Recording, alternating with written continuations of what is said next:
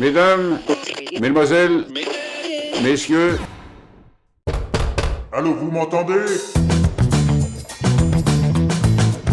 N'ajustez pas votre radio.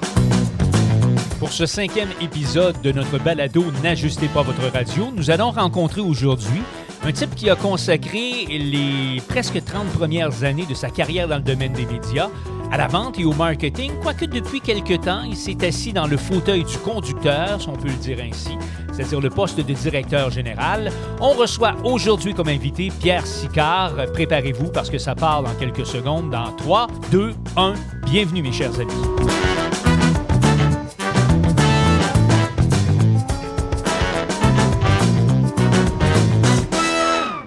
Depuis le mois de mai 2022, il est le directeur général d'une organisation nationale qui coordonne dans une certaine mesure les activités d'à peu près tout ce qui s'appelle radio communautaire francophone en situation minoritaire à travers le Canada. Ça s'appelle l'Alliance des radios communautaires du Canada.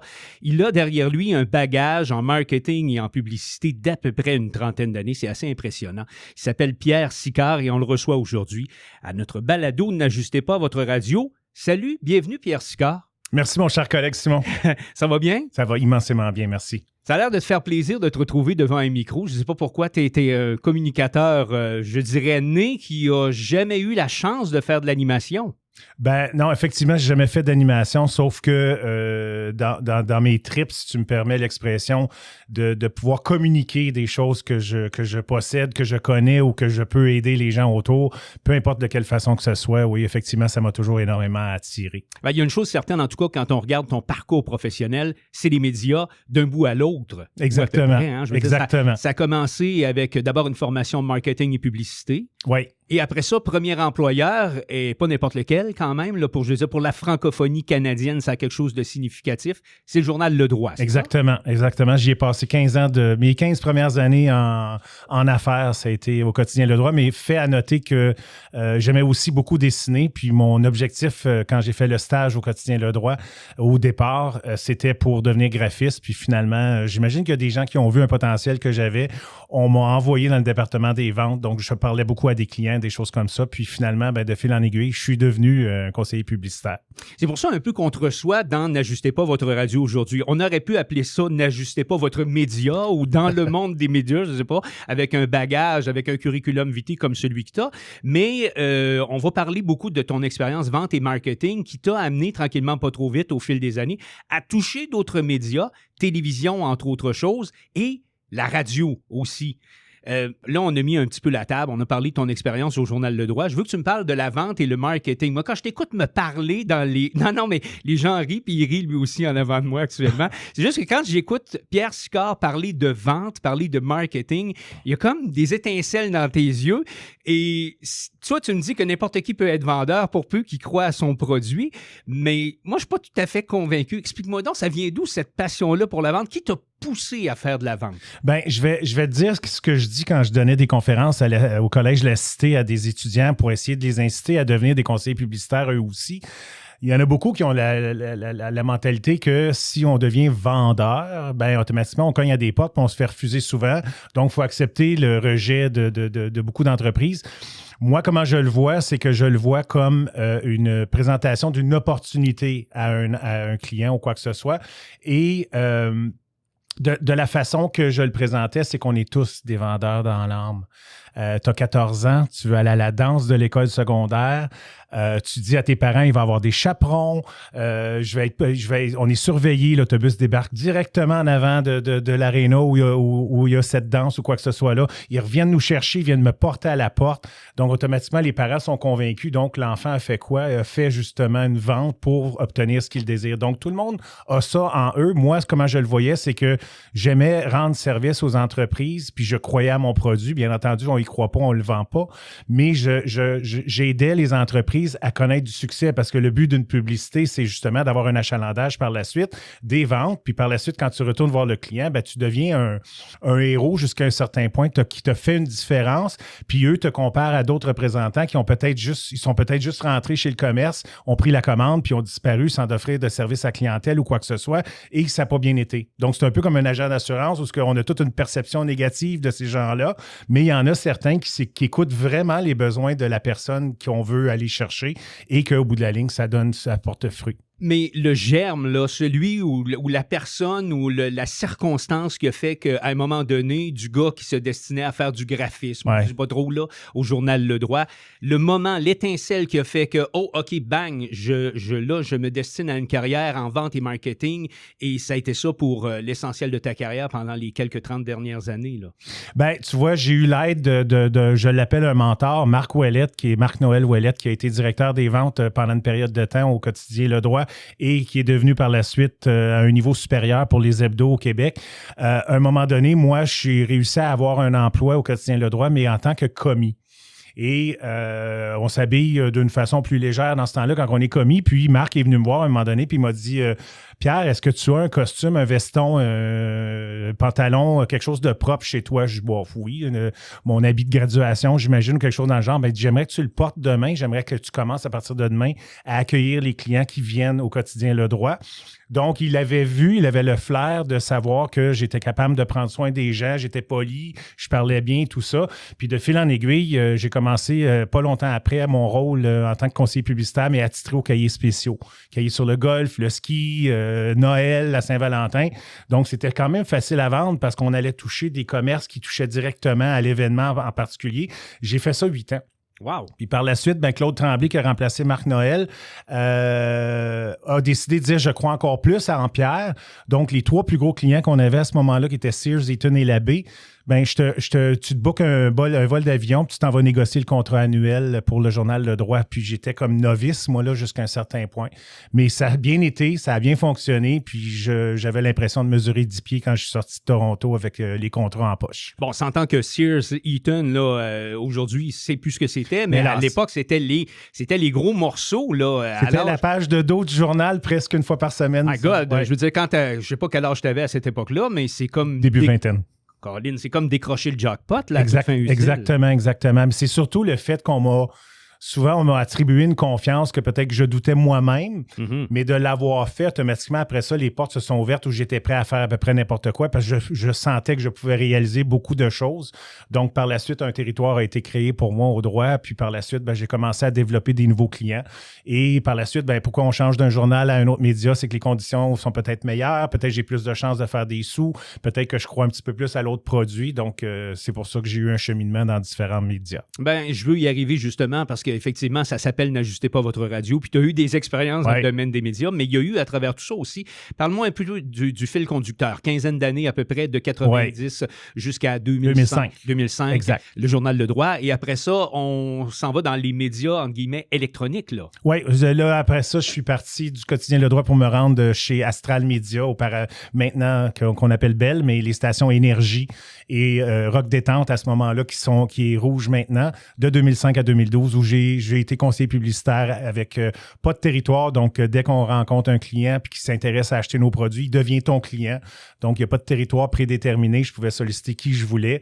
Puis là aussi, Astral a cru beaucoup en moi parce qu'ils m'ont inclus dans un concours, pas un concours, mais il y a de la formation qui est donnée une fois par année pour créer de nouveaux dirigeants par la suite, des hauts placés. Puis on n'était que 3 et j'étais un des 3 qui pouvait profiter du programme Astral. Puis par la suite, je suis devenu aussi coordonnateur des ventes web. Donc, j'ai touché un peu à tout.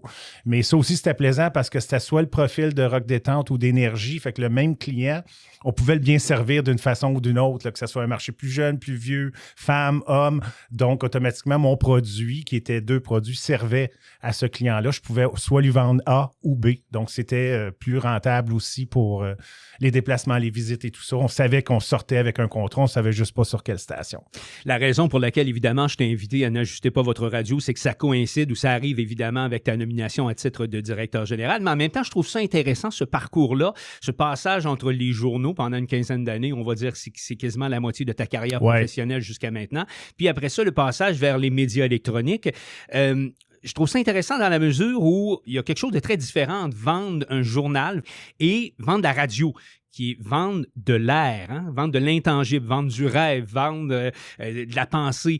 Comment s'est effectuée justement cette transition-là entre passer devant... Est-ce que ça a été difficile, vendre du journal, des publicités que le gars il peut regarder, il va dire « Ah, regardez, là, j'ai ma publicité en page frontispice ou à l'arrière du journal Le Droit » et tout à coup, arriver à vendre quelque chose que 30 occasions, puis le gars va peut-être en ramasser 3-4 là-dessus, là, tu comprends? Oui, bien, la beauté dans tout ça, c'est que tu dois, parce que en vendant de la publicité, il y a plusieurs options qui s'offrent aux clients. Donc, automatiquement, on regarde les avantages d'un média qu'on ne représente pas, puis les avantages qu'on peut peut-être faire à travers du média qu'on a. Donc, c'était toujours une façon de dire, oui, journal ça, mais regarde la radio, on peut faire ça. Alors oui, pour le côté tangible, moi, je l'ai transformé, le côté tangible. Je savais que le client, s'il n'avait pas entendu sa campagne, ou il n'écoute peut-être pas cette station-là, on s'entend qu'on rejoint les clients de cette entreprise-là et non le propriétaire lui-même qui peut-être a des goûts différents. Donc, automatiquement, moi, ce que je faisais, c'est que j'envoyais l'épreuve de la publicité. Donc, il l'avait déjà entendu. Par la suite, je lui envoyais presque les 2-3 premières journées, les heures à laquelle la publicité serait diffusée sur les ondes de la station qu'il avait choisie. Donc, il pouvait rendre tangible sa publicité au lieu de dire « Ouais, j'achète de l'air puis je suis pas au courant ». Et je suivais le processus régulièrement pour lui demander « Est-ce que tu commences à avoir des échos? Est-ce que tu vois que ton site web a un meilleur achalandage? Est-ce que les clients qui rentrent viennent pour le produit qu'on a affiché dans la publicité? » Donc, je l'accompagne tout le long. Donc, le fait qu'il achetait de l'air, bien, je mettais plus d'emphase sur ma présence dans la campagne pour que le client sente qu'effectivement, il achetait quelque chose de tangible. Parce qu'on s'entend qu'il faut quand même être convaincant. Si tu vas voir, par exemple, une maison funéraire pour vendre de la publicité à, mettons, Rock Détente à l'époque, c'était quand même assez smooth. Reste que c'est pas la radio qui joue au plafond d'une maison funéraire traditionnellement. Exact. On est plus dans la musique classique et tout ça. Donc, il faut être quand même assez convaincant. Il faut quand même faire une bonne démonstration de son produit à son client, là. Bien, c'est une belle question que tu me poses, Simon, parce que justement, dans ma tête, ça va très, très vite. Mon écureuil travaille toujours du surtemps, mais une maison funéraire, justement, l'idéal, c'est qu'on pouvait leur vendre à eux parce qu'on disait que l'auditoire de Rock Détente, c'était des gens qui étaient plus sensibles, plus empathiques, plus relax. C'est une musique qui est plus calme et tout ça. Donc, tous les messages qu'on lance à ce moment-là, un peu comme des campagnes qui se font à l'approche des fêtes où on a des causes qu'on demande des gens de donner puis d'être généreux et tout ça, ben c'est le même principe. Alors, on jouait sur l'état dans lequel les auditeurs étaient pour passer un message. Puis effectivement, le message n'aurait pas été de la même façon si on l'avait fait à Énergie ou à Rouge ou Rock Détente, là. Donc, c'était facile à vendre à des maisons funéraires. N'ajustez pas votre radio. 15 ans d'expérience dans un journal, 15 autres années subséquentes dans les médias électroniques, télévision, entre autres choses, radio également. Sois franc, sans dénigrer le journal, parce que maintenant, on est dans N'ajustez pas votre radio, on est dans un balado où on vante la radio, où on parle de la radio. C'est quoi les avantages de la pub radio par rapport à la pub dans le journal? Si L'instantanéité, excuse-moi, c'est un mot assez difficile à dire, mais c'est le côté instantané. C'est-à-dire que la copie journal demande au lecteur de prendre un temps spécial de sa journée pour s'asseoir, se concentrer. Aujourd'hui, en 2022, c'est plus difficile de prendre ce temps-là et ceux qui le prennent, le temps, c'est une clientèle légèrement plus âgée. C'est pas pour généraliser, mais le baby boomer, lui, a encore besoin de sa copie papier. Toutes les générations qui suivent, eux, veulent avoir l'information, mais le plus rapidement possible parce qu'ils n'ont pas juste ça à faire. Donc, de prendre le temps de consulter un magazine ou un quotidien, aujourd'hui, c'est beaucoup plus difficile. La radio demeure que, parce qu'elle est diffusée surtout dans les autos, puis qu'on a toujours de la circulation ou assez souvent, bien, les gens doivent s'informer rapidement. C'est quoi la température? Quels sont les ponts qui sont bloqués? Ces choses-là. Donc, automatiquement, bien, c'est là où la publicité permet à la personne qui conduit son véhicule de se laisser bercer par ce qui est mentionné. Très rarement, les gens vont changer à moins que tu te concentres sur une station qui est musicale. Donc, il y a effectivement un avantage pour la radio. J'y crois fermement, puis elle est pas prête de partir, là. Et de la même façon qu'on a fait un comparatif entre le journal et la radio, qui sont tout à fait distincts, tu as travaillé aussi pour la télévision. Exact. Tu as vendu aussi du spot télé. Oui, pour Radio-Canada pendant 6 ans de temps. Ben, j'ai été conseiller publicitaire et j'ai été aussi directeur des ventes, là, mais dans ces 6 années-là, je m'occupais quand même des ventes là, directement et indirectement. Ça aussi, c'est un autre concept qui est différent. Les gens enregistrent leur émission à l'avance. C'est pourquoi que dans mes dernières années de conseiller publicitaire à Radio-Canada, je vendais les émissions d'actualité. Okay. Je laissais tomber les émissions, les District 31 de ce monde qu'on pouvait enregistrer et écouter en rafale. Je savais que la publicité était peut-être moins écoutée dans ce temps-là. Mais quand on écoute les nouvelles de 18 h, on écoutait soit TVA, soit Radio-Canada. Puis c'est très rare que les gens changeaient de poste pour écouter ce qui se passait dans un autre. Donc, l'émission devenait l'émission phare pour cette période-là. Donc, je poussais beaucoup le téléjournal à ce moment-là. Donc, je trouvais toujours un plan B à un plan A qui commençait à dérouter un peu avec les enregistrements à l'avance, puis la consultation sur tout.tv ou de regarder les émissions à l'avance. Donc, je laissais le côté divertissement, puis je me concentrais beaucoup sur tout ce qui était actualité à travers Radio-Canada. Donc, je m'en suis sorti, bien sorti. Mais encore là, il y a une différence entre la télévision, même s'il y a une certaine proximité dans le fait où c'est la voix des airs, là, télévision, radio, c'est 2 médias électroniques. Il y a quand même des différences entre la radio et la télévision. Il faut se placer dans un contexte tout à fait particulier. Même principe que les journaux, effectivement. Ben, c'est ça, la télévision, si t'es pas assis dans ton sofa, par exemple, ou si t'es pas dans un pattern tout à fait particulier pour consommer le produit télé, quoique c'est moins vrai maintenant avec les petits écrans qu'on apporte avec soi. Là, mais c'est du temps consacré à 100%, tandis que la radio peut juste accompagner quelqu'un qui fait autre chose en même temps. Là, exactement. On va marquer une petite pause de quelques instants. Je veux juste rappeler aux gens les plateformes sur lesquelles ils peuvent d'une part écouter N'ajustez pas votre radio et d'autre part leur rappeler également les réseaux sociaux sur lesquels retrouver l'Alliance des radios communautaires du Canada. Et de l'autre côté, là, je veux qu'on arrive dans ton expérience de gars qui est dans le fauteuil de la direction générale, entre autres choses, et parler de radio communautaire parce que tu as travaillé aussi dans le domaine de la radio communautaire. Alors, on vient dans un instant à N'ajustez pas votre radio.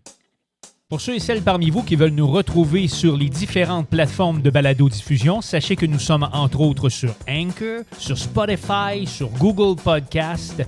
On met également le balado sur YouTube. Il y a SoundCloud, il y a TuneIn Radio également où nous sommes présents. Bref, il y a tout un paquet d'endroits où vous allez nous retrouver en ligne. C'est très facile. Et si vous voulez suivre l'Alliance des radios communautaires du Canada à travers les médias sociaux, il n'y a qu'à vous rendre sur Facebook où vous allez retrouver notre page ou encore vous abonner à notre compte Twitter ARC du Canada. On est avec Pierre Sicard, il est depuis le mois de mai 2022 directeur général de l'Alliance des radios communautaires du Canada. On parle de sa carrière, on parle de ce qui l'a amené à se consacrer depuis les 30 dernières années au monde médiatique, que ce soit dans les journaux, que ce soit à la télévision, la radio. On n'a pas beaucoup parlé du web tout à l'heure, mais ça aussi, c'est quelque chose que je veux effleurer dans un instant. Et on va parler avec lui maintenant de son expérience dans le domaine radio, mais pas du côté des bureaux de vente et de marketing, mais dans le fauteuil du conducteur ou du directeur, si je peux dire. Pierre, tu as travaillé, donc, comme on le disait tantôt, représentant commercial, un petit peu dans le web aussi, là, je veux juste ouvrir. Oui, bien, c'était avec Astral, avec Énergie et Rouge, on voyait le potentiel que j'avais dans les ventes web que j'organisais ou que j'effectuais. Donc, quelque part, ils ont dit, est-ce que tu serais capable, vu qu'on t'a mis dans un programme Astral de haut niveau, est-ce que tu serais capable de donner du mentorat auprès des autres représentants pour qu'eux aussi soient connaissants, parce qu'il y avait une ignorance des ventes web jusqu'à un certain point. Les gens avaient peur de vendre un produit qui n'était pas à l'aise. Alors, moi, je les accompagnais dans leur processus, puis on a fait toutes sortes de belles choses en équipe. Tu as travaillé pour Le Droit, tu as travaillé Radio-Canada, Astral, tu as travaillé pour RNC Média aussi, je ne me trompe pas? Oui, j'ai fait un court séjour à RNC Média aussi, effectivement. Que les gens connaissent au Québec parce qu'ils avaient des installations, ils en ont plus, ou enfin des stations de radio en Abitibi, entre autres choses. Oui, ben c'est TVA localement, puis c'est les stations WOW, etc. Là. C'est ça. Ouais. Et par la suite, c'est là où tu entres dans le merveilleux monde de la radio communautaire. Exact. Avec un séjour dans une station de radio ottavienne, membre de l'Alliance des radios communautaires du Canada, soit dit en passant, Unique FM. Qu'est-ce qui t'a amené à travailler dans le fauteuil du conducteur, si on peut dire? Véro qui était là auparavant, Véronique Soucy qui a dirigé de main de maître cette radio-là pendant plus de 6 ans, si ma mémoire est bonne. m'avait approché en décembre parce qu'elle quittait et elle cherchait un successeur ou une successeure. Et puis, sur le coup, je vais être honnête, j'ai fait comme, ben là, Radio-Canada, TVA, tout ça, une radio communautaire, je ne sais pas si je suis vraiment fait pour ça. Une grosse erreur de ma part, mais finalement, la force des choses a fait qu'en juin ou en mai 2019, j'ai décidé d'écouter ce qu'ils avaient à offrir. Puis, ce que j'aimais, je suis un maniaque de la langue francophone, je suis un maniaque des radios qui en font plus avec moins. Je voyais le potentiel de la radio d'Unique FM, d'où elle est partie, d'où elle était, c'était quoi sa mission. Donc, j'ai dit, OK, je suis peut-être dû pour un défi, puis on laisse tomber les salaires et tout ça. Là.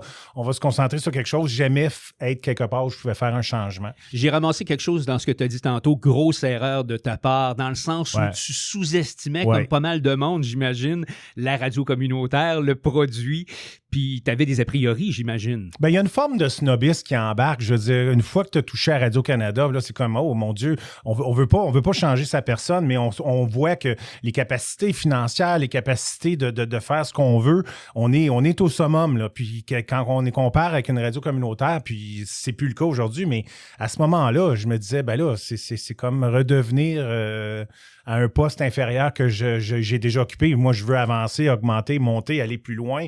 Mais je me suis aperçu que des fois, aller plus loin, c'est pas nécessairement dans les grosses entreprises. On peut redescendre au plancher des vaches puis de faire vraiment une vraie différence à ce niveau-là. Donc, j'ai un mea culpa à me faire là-dessus. Mais c'est un peu comme le joueur de hockey qui est dans la Ligue nationale puis que tout à coup, on lui dit « tu vas retourner dans la Ligue américaine ». Puis le gars, il a l'impression qu'il va jouer du moins gros hockey, alors qu'il y a bien des joueurs qui sont dans la Ligue américaine que c'est les gars qui ont juste comme pas eu la chance de faire de grands clubs puis qu'on les a rayés. Mais ça reste quand même que c'est un produit radiophonique qui est très intéressant.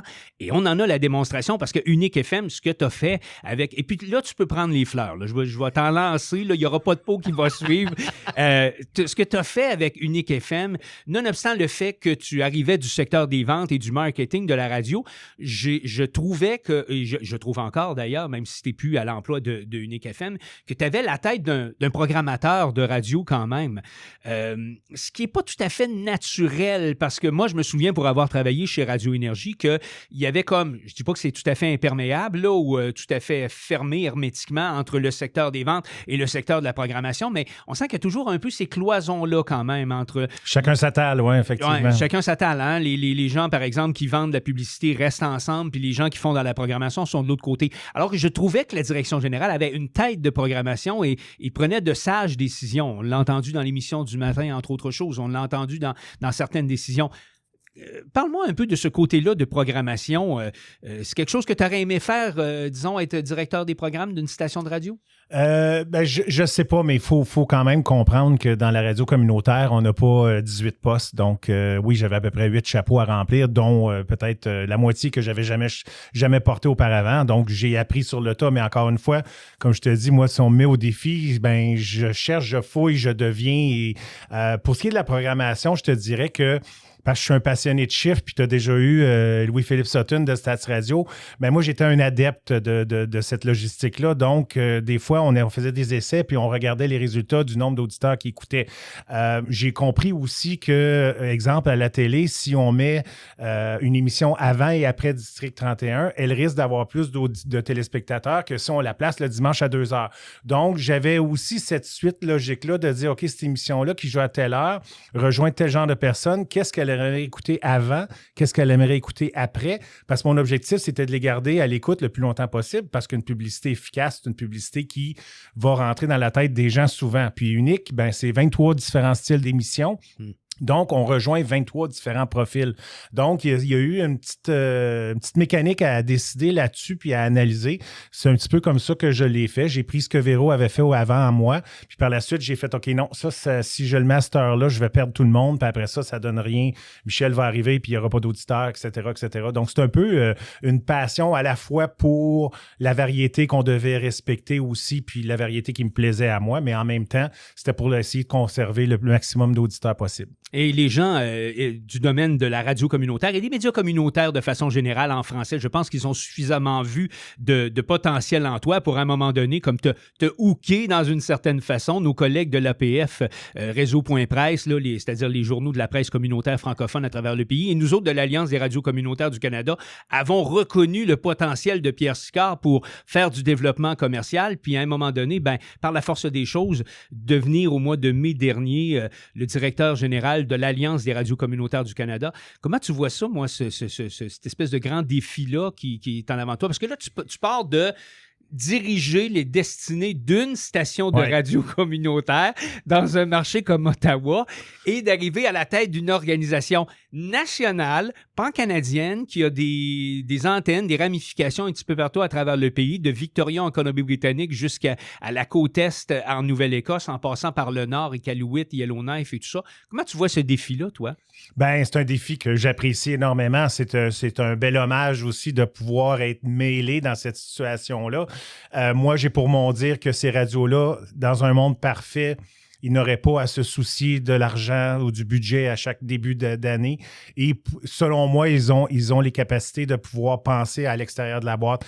La radio communautaire en 2022, et comme je le dis souvent, Simon, mais les gens qui écoutent ne le savent pas, mais moi, j'appelle ça des radios complémentaires parce que Radio-Canada a coupé énormément les régions dans la façon qu'ils desservent l'information. La radio communautaire, depuis surtout la COVID, a pris justement cette place-là. Les gens ont adhéré. Il y a 16% de plus d'auditeurs qui écoutent la radio communautaire aujourd'hui parce qu'ils se sentent servis par elle. Moi, ce que je voudrais, c'est les laisser grandir, mais de trouver une façon de faire le lobbying qu'il faut au gouvernement. Que ce soit à cause avec la loi C-18 qui est en négociation ou C-11 en ce moment qui est en train aussi sur les langues officielles. On veut être impliqué à l'intérieur de ça. On voudrait que le gouvernement nous donne une légère part de ce qui est offert aux services publics pour que les radios puissent au moins respirer puis dire « OK, l'argent, là, c'est réglé. On n'a pas à penser à ça. Maintenant, on pense à faire un meilleur produit. Comment on peut le faire, où on peut avancer, tout ça. Et tous les programmes qui se font en ce moment, que ce soit en collaboration avec d'autres organismes, c'est toujours en fonction de ça. Donc, quelque part, je trouve ça le fun de voir que les gens sont impliqués. Puis, ça part d'une passion, Simon. Si dans les organismes, si on n'était pas passionné dans ce qu'on veut ou le but à atteindre, on n'arriverait pas à nos fins. Puis je pense que la chimie est bonne, ça sent bon, on est dynamique, on cogne aux bonnes portes. Je pense qu'éventuellement, il y a des choses qui vont arriver puis les radios vont pouvoir... j'aurais le sentiment du devoir accompli si je sentais que les radios, effectivement, ont avancé puis que quelque part, le financement est plus stable. Pour les 4 dernières minutes, là, je ne veux pas nous mettre de contraintes ou de barrières de temps, mais je veux juste qu'on fasse abstraction un petit peu du côté, disons, financier de la radio communautaire et puis qu'on pense surtout au mandat, au rôle, à l'avenir des radios communautaires. Comment tu le vois, toi, le mandat ou le rôle des radios communautaires dans les prochaines années? Faisons abstraction du cash, là. Comment, toi, tu vois ça? La beauté, aujourd'hui, avec la technologie qu'on possède, tous les médias sont au même niveau. Une radio communautaire peut aussi bien se servir des médias sociaux, de faire des podcasts, de sortir dans la rue, de démontrer qu'ils sont présents dans leur communauté, autant que n'importe quel autre média. Et c'est ça la beauté des choses. C'est pas tout relié à l'argent parce que ces choses-là sont quand même à toute fin gratuites.